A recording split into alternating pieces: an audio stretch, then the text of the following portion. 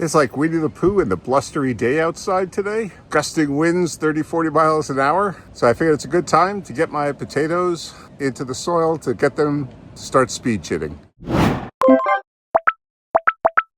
Most people, when they chit their potatoes, they'll put them like in an egg carton or something like that, put them on a windowsill and let the eyes start to form and start little shoots. What I like to do is to actually put them in some moist peat moss, put them in a bag and let them sit for a week or so. Usually doesn't take 2 weeks. And they'll not only get little shoots on them, but they'll start getting roots growing too. I then take those potatoes and put them into a solo cup and let them grow into small plants before transplanting them into a bucket. This time I'm not going to be planting them in buckets this year. I'm going to actually just be planting in the soil, but it's going to be the same principle. I want to have little plants growing before I put them in the ground. It'll give them a good head start and they'll have a nice root system to start growing with. So the first potatoes I'm going to do are some Sharpo Miras that I had from last year. As you can see, they've started to chit, sprout some eyes. So we're going to put these in. These were kept in the refrigerator from when I harvested them. I had set them aside just because they were the proper size. This is the size that you'll get when you order from Wood Prairie Farm. That's where I got these potatoes from originally. But these were ones I saved for my harvest last year. So I'm not even sure how many I have. 2, 4, 6, 8, 10 potatoes. So I'm looking to get anywhere from 10 to 20 pounds of Sharpo Mira. So I have here a container of moist peat moss. It's not wet, it's just moist, damp. And that's what I put my potatoes into.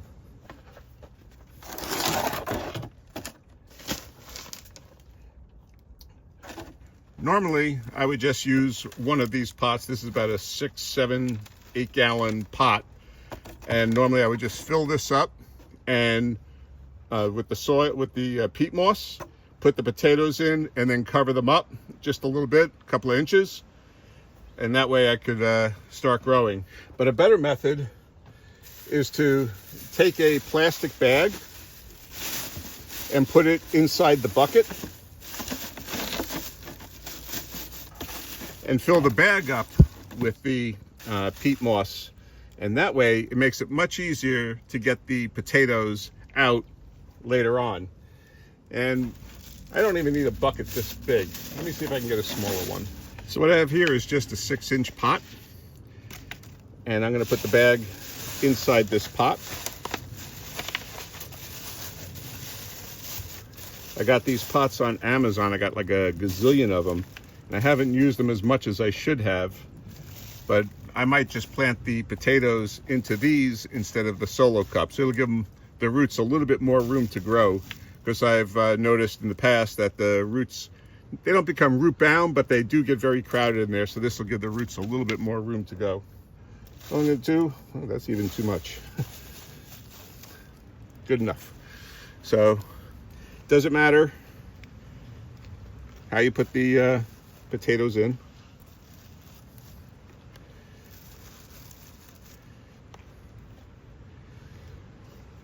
Only because, and just like that, put that to the side and get another one. It's getting tougher to do these things since they outlawed plastic bags in New Jersey. Can't get a plastic bag anymore. And it's funny because everything in the supermarket comes in a plastic bag. So take a little bit of soil there. And if you have a big enough pot, like if I had used just one pot, I could have just piled the potatoes on top, which I just might do here. Again, we're looking to establish root growth here. So I've got 2 layers of potatoes in here. And since we're not growing the potatoes in this container, it doesn't matter that they're all crowded and stuff. I try to give them a little bit of room. There we go.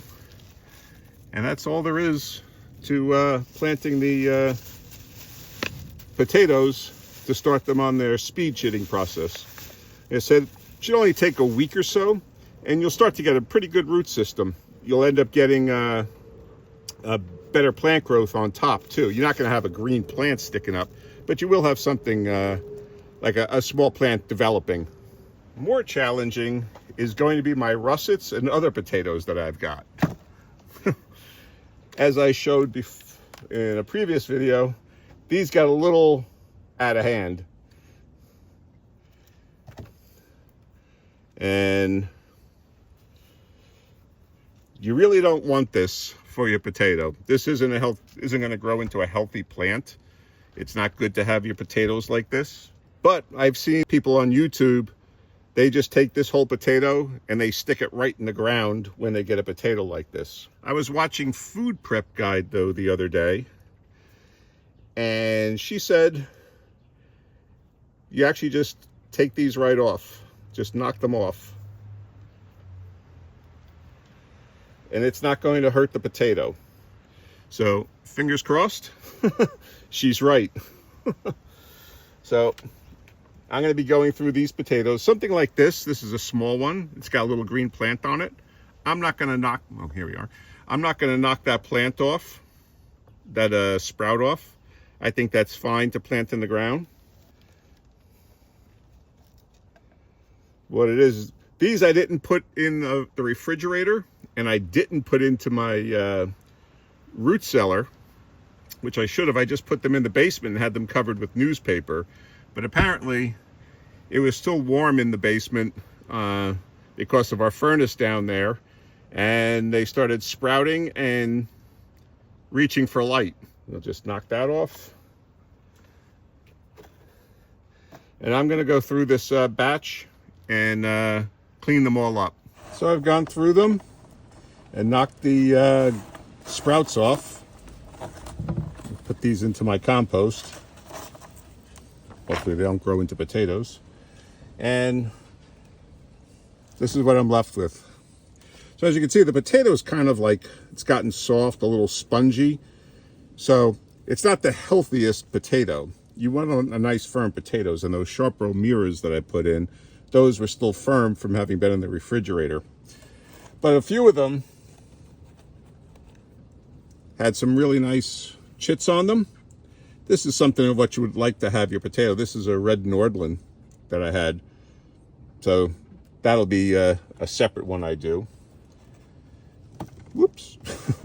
This one's a little small, but I'm going to use it anyway, and hopefully we'll get something out of it. I'm not sure what this is. Maybe a white superior. It's a lighter color than the russets that I know I have there. But that's a nice chit on it too. And that should produce a good, healthy plant. Now this one, this isn't an ideal sprout, but they're still small. So I kept this one. Same thing here. This potato isn't the best.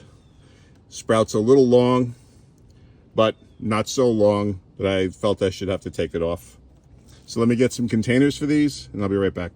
So I have one pot, and I'm going to put the two red Nordlands in here.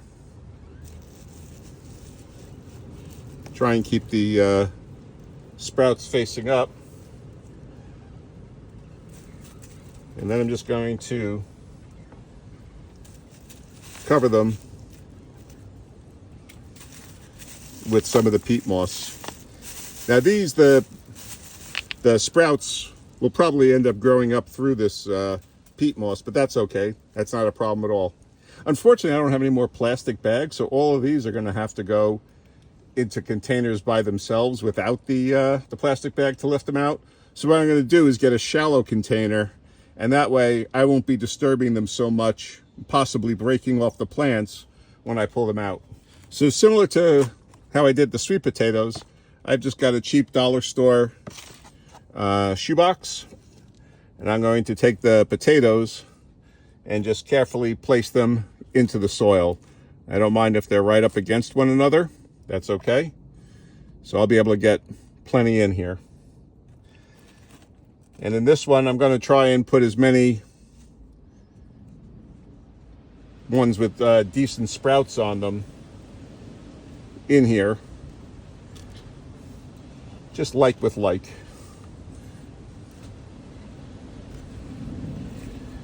Now this is a real tiny potato. I don't even know if this will turn into anything, but the potato only needs to provide enough nutrients to start developing roots.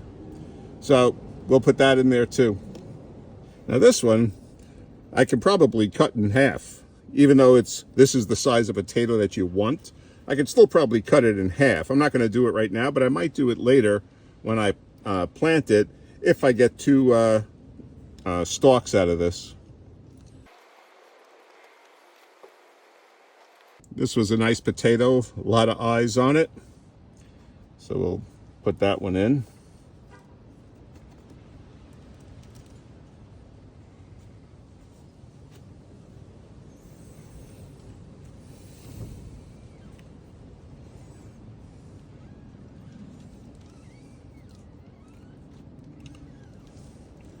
All right, so I've got my potatoes in here, and now I'm just going to cover them up with some more peat moss.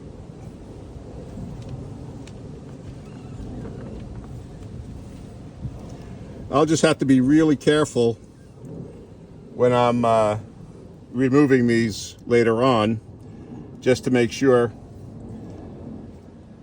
I don't damage any of the plants. Which is why it is better to have like a bag, and then you can pull the bag out, open it up, the peat moss falls away, and it exposes the potato. This is a little deeper shoebox. This is probably your actual shoebox, as opposed to the other one, which might have just been some kind of caddy. But this should fit the rest of the potatoes in here. These really don't have many eyes on them. Oops. So you definitely want to be careful putting them in and not knock off your shoots, your chits. So I'm just going to try and fill up the rest in here and get them all in. And what I'm doing now is just looking for the eyes, to have the eyes facing up. As I've said, nature will find a way, and the plant will still grow, but why make it do all that extra work? This is the one potato I don't see with any, maybe right there. Okay, never mind.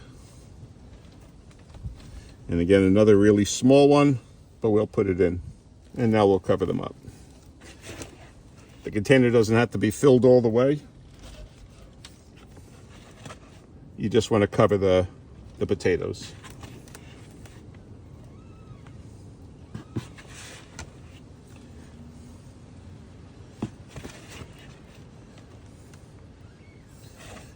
And I'm going to label these boxes so I know which ones are which.